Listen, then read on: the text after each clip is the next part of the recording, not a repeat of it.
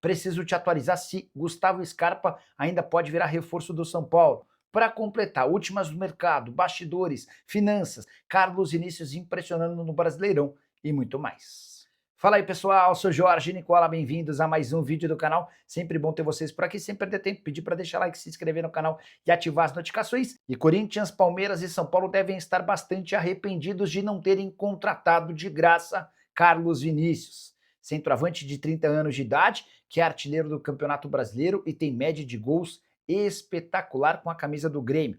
Até aqui foram 20 gols em 22 partidas na atual temporada, 8 jogos e 8 gols marcados pelo tricolor. Foi o Carlos Vinícius quem fez 3 dos 5 gols na vitória do Grêmio na noite dessa quarta-feira contra o Botafogo, 5-3 na Arena Gremista. Só para refrescar sua memória, Carlos Vinícius estava livre do Fulham e foi oferecido para São Paulo, para Corinthians e para Palmeiras. Os 3 clubes entenderam que a pedida do staff do jogador era muito alta.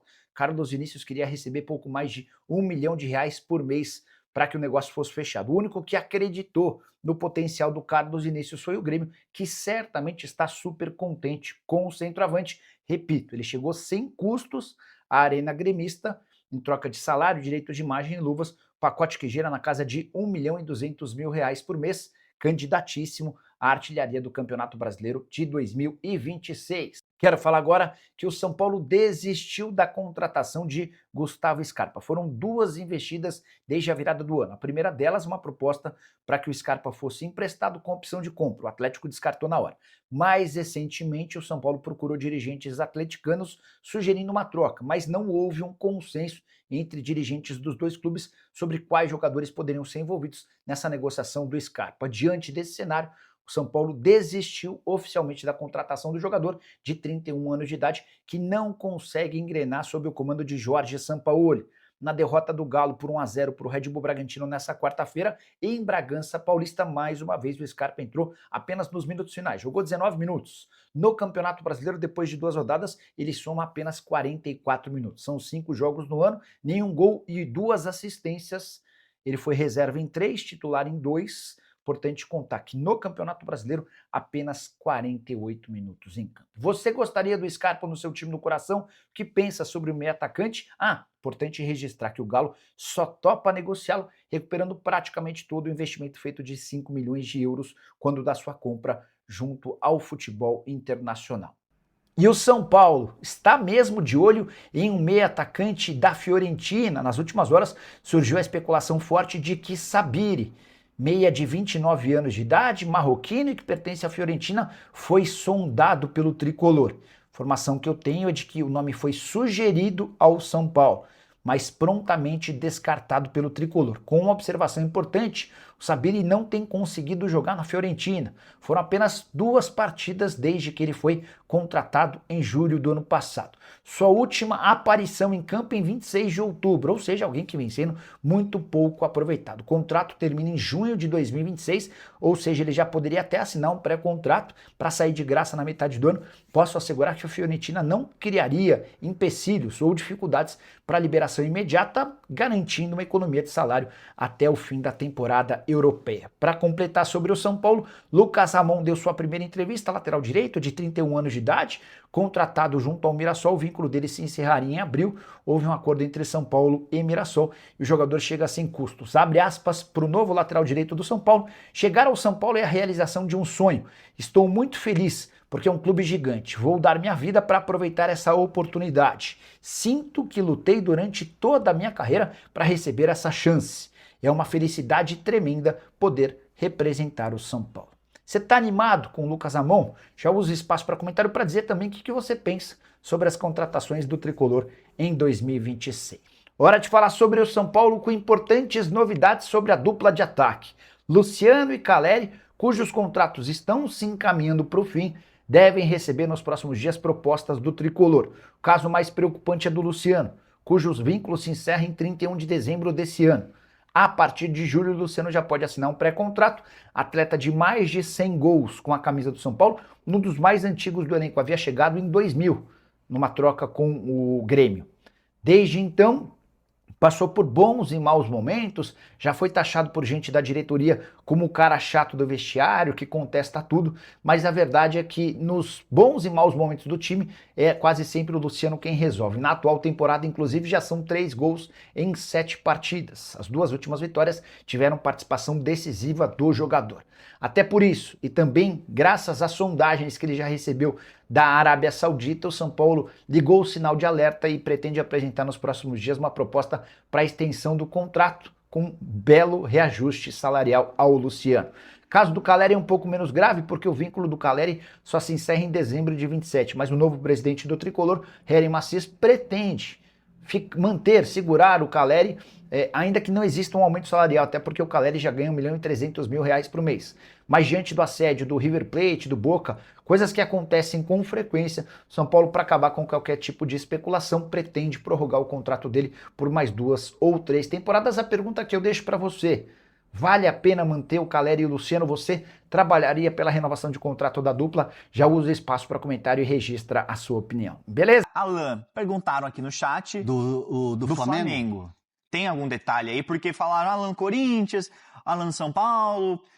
E aí? Na questão do São Paulo, hoje frio. Por um motivo.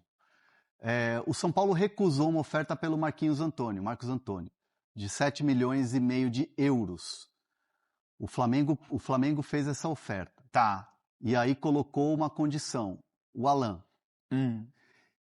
junto com essa oferta de grana pelo Marcos Antônio. Só que o que não ficou muito claro nessa oferta que o Flamengo fez para o São Paulo, se ele iria definitivo ou empréstimo. Tá, entendi. Por que não ficou tão claro? Porque o São Paulo não quis ouvir a oferta pelo Marcos Antônio porque não quer vender o Marcos Antônio. Mas até então tinha um interesse no jogador com empréstimo com opção de compra. Então, como a conversa ficou um pouco fria em relação ao Marcos Antônio, deu naturalmente uma esfriada com o Alan. Com o Corinthians também é compra, é empréstimo. Corinthians hoje também está um pouco distante, apesar de que o Paz continua monitorando. Perfeito. Né? Então, assim, é um jogador que tem o mercado, mas me parece, conversando com os clubes que têm interesse no jogador, me parece que ainda falta meio que uma decisão do Flamengo do que fazer com o jogador. Mas o Flamengo parece que não vai utilizar o cara, pô. Por que não decidiu? Não. O que fazer no modelo de negócio. Tá, entendi. Entendeu?